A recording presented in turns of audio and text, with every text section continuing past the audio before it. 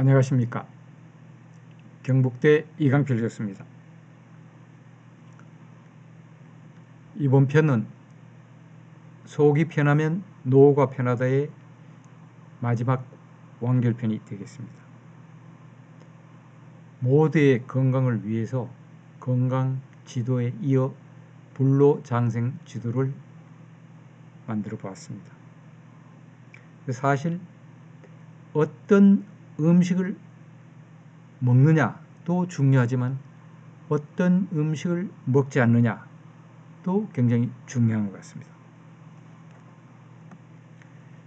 불로장생 지도는 그 렉틴을 가능하면 렉틴 식품을 피하시고, 그 다음에 과당, 액상 가당도 알맞게 드시고, 채식 위주의 식단을 하시고, 물은 약 알칼리성 물을 충분히 먹어서 혈중 노폐물을 제거하시고, 그 다음에 우리 죽은 세포라든지 노화된 세포를 청소하기 위해서 단식이라든지 칼로리 제한하고 적당한 운동을 하고, 그 다음에 우리 세포 말단에 있는 노화식의 텔로미어라는 말단의 길이를 연장하기 위해서 스트레스도 줄이고 적당한 운동도 하고 바이타민C도 섭취하고, 그 다음에 중요한 줄기세포에 대해서 칼로리 제한 등을 해서 여러분들이 건강하게 오래 살 수 있는 방법에 대해서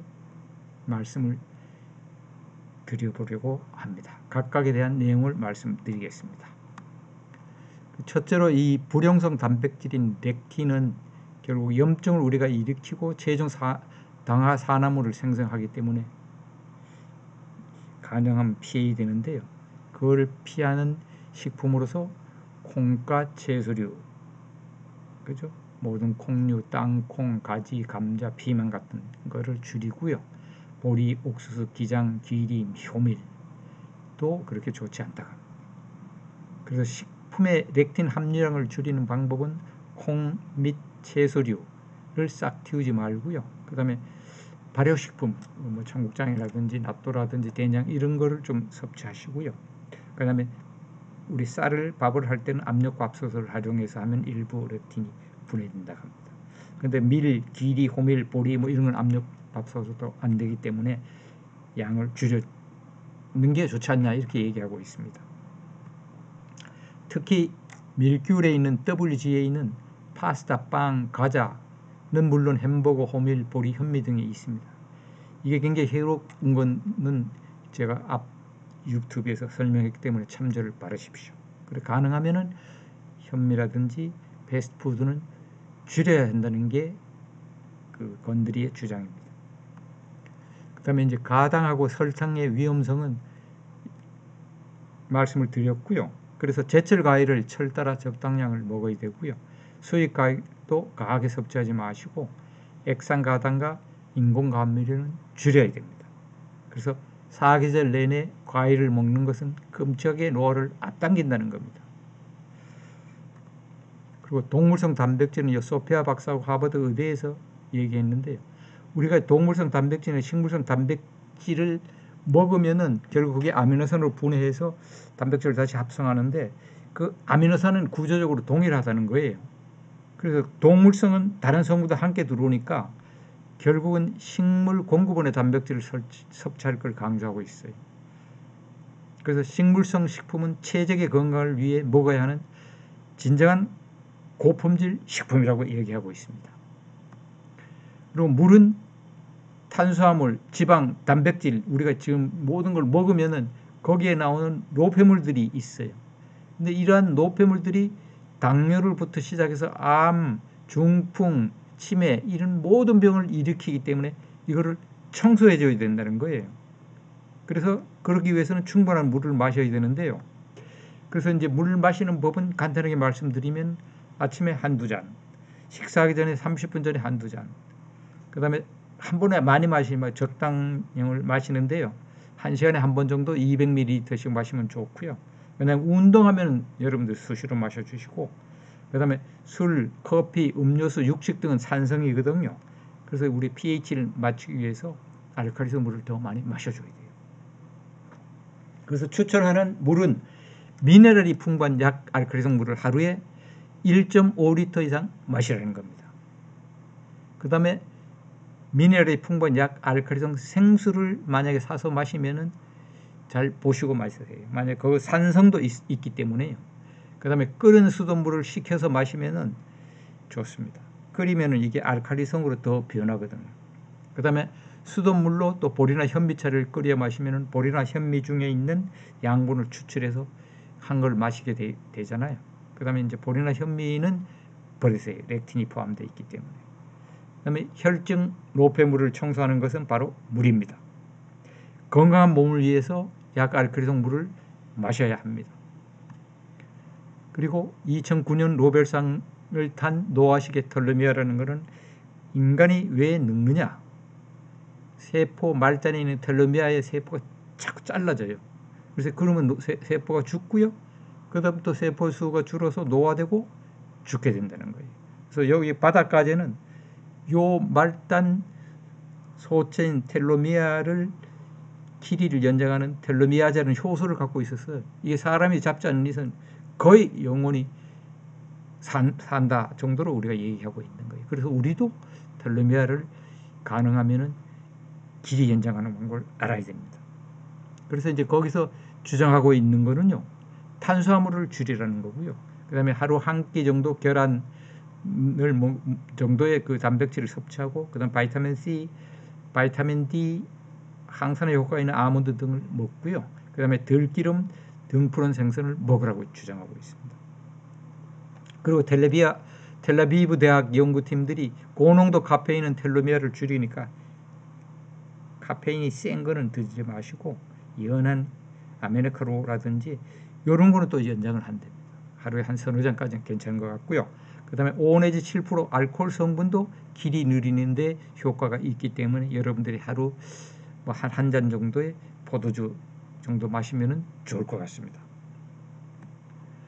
그 다음에 요것도 2016년 노벨상을 받아가지고요. 자가포식이라는 건데, 왜냐면 우리 몸의 세포가 4, 5일 만에 이게 죽고 이렇게 되잖아요. 그러면 죽은 세포하고, 그 다음에 노화된 세포, 상처난 세포, 불순물을 우리 몸이 다시 우리 세포가 잡아서 먹어서 그거를 단백질을 맞춰서 우리가 쓰고 있는데, 만약에 이거를 자가포식을 안 하게 두면 계속 식사를 한다든지 과식을 하게 되면은 이런 독소가 남기 때문에 이게 다 병이 된다는 거예요. 독이 되니까요. 그래서 이걸 하기 위해서는 가끔가다 단식이라든지 간헐적 단식을 하시고요. 그 다음에 칼로리하고 단백질을 제한하는 거예요. 너무 많은 단백질을 먹지 말라는 거예요. 그리고 적당한 운동과 일주일에 3, 4회 유산소 운동을 하시라고 합니다. 그 다음에 이제 그 벽이 창자가 이제 결국 창자가 건강해지 장수한다 그랬잖아요. 그래서 이걸 보호하기 위해서는 폴리아민하고 폴리페놀을 있는 음식을 여러분이 드시면 되는데요. 폴리아민은 항염성제라고 자가포식이 있는데 그 폴리아민은 오징어라든지 굴, 게, 가리비, 김치 같은 발효식품, 숙성 치즈, 녹색 채소, 버섯, 말차, 호두, 견과류 등에 있습니다. 그리고 폴리페놀은 장내 유익균에 이게 먹이가 되고 자가포식에 신호를 줘서 활성화를 시키기 때문에 여러분들이 포도, 와인, 딸기류, 그 다음에 올리브유를 주시면 여기 폴리페놀이 많아서 이게 장에도 좋고 결국은 자가포식하는데도 좋다고 얘기하고 있습니다. 그 다음에 이게 이제 그 장이 굉장히 중요하잖아요. 그 장수 성배 줄기세포인데 이게 우리 작은 창자를 덮고 있는 상피세포층 밑에 미세육모 밑에 미세 공간에 박테리아하고 줄기세포가 있거든요. 그래서 요거도 4, 5일에 한번 죽고 새로 나오고 하잖아요. 근데 요거를 활성화하기 위해서는 이것도 칼로리 제한하고 단식을 가끔 해주시는 게 좋다는 거예요. 간헐적. 그래야지 휴면 상태에 있던 줄기세포가 자가 재생을 해가지고 또 면역세포의 자가 포식 현상을 촉발시켜서 줄기세포를 많이 만든다는 겁니다. 그래서 과식하지 마시고 그 식사도 가끔 가다가 아침하고 저녁 시간을 띄어서 드시는 게 좋을 것 같습니다. 그다음 마지막으로 이 스트레스인데 결국은 이 질병이 이 스트레스라는 것은 결국은 우리 스스로 우리 병이 창조한다 그러는데요. 걱정, 미움, 두려움 이런 거를 갖게 되면은 몸 세포를 이게 공격한다는 거예요. 특히 걱정은 우리가 정신 에너지를 쓸데없이 허비를 하고요. 몸의 생학 반응을 일으켜서 온갖 병을 일으킵니다. 이거 건강 지도에서 말씀했듯이 결국 스트레스 받으면 코티졸이 생성돼서 화학적으로도 모든 몸에 영향을 주게 되는 거예요. 그래서 특히 미움이라는 게요. 가장 위험한 정신 상태인데 이게 몸에 독을 만드는 거예요. 돌이킬 수 없는 결과를 내는데 모든 병은 무엇보다 먼저 정신에서 창조된다. 그래서 특히 또 화내는 게 굉장히 나쁜 겁니다. 화는 불행의 원인이고요. 독을 안고 사는 것하고 비슷하고 타인의 관계에 고통스럽게 하고 인생의 많은 문을 닫게 하고 화를 다스릴 때 우리는 미움, 시기, 절망과 같은 감정에서 자유로워진다는 거예요. 사랑은 부드럽고 미움은 거칠다 그럽니다.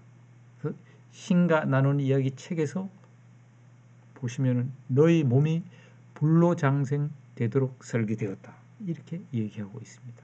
그래서 여러분들이 우리가 사실 음식을 가려 드시고 한번 또 생활도 바로 하시게 되면은 아마 건강하게 불로장생할 수 있지 않을까 이런 생각이 들었습니다.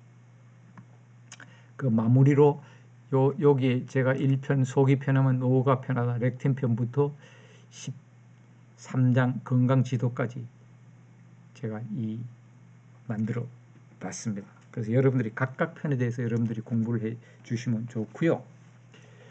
그래서 제가 사실 뭐 전공은 의학 전공이 아니고 분석학 및 나노화학 전공자입니다. 근데 제가 퇴임에 즈음해서 몸 상태가 굉장히 안 좋았는데요. 그래서 건강을 관심을 가지게 돼서 이거 공부하자 건강에 대해서. 그래서 건드리 박사의 건강하게 오래 사는 법에 대한 책을 기반으로 해서 공부를 시작했습니다. 그래서 속이 편하면 노후가 편하다라는 이 유튜브를 만들게 됐고요. 이게 여기 건강지도하고 불로장생지도는 이것을 요약 정리한 겁니다. 그래서 여러분들의 건강하고 불로장생하는 데 많은 도움이 되는 자료가 되었으면 하고요. 여러분들 1장부터 렉틴변부터 13장 건강지도까지를 참조해서 이 자세한 내용은 여러분들 한번 봐주셨으면 좋겠습니다. 그래서 뭐 제가 하는데 부족한 점이라든지 또 미스가 있으면은 따끔한 질책과 따뜻한 가르침을 주시면은 제가 참조해서 수정 보완하도록 하겠습니다. 그리고 마지막으로 이제 이 자료 작성하고 유튜브 제작하는데 진짜로 많은 도움을 주신 SLS 김소영 사장께 깊이 감사드립니다. 감사합니다. 경청해 주셔서 대단히 감사합니다. 이상으로 마치겠습니다.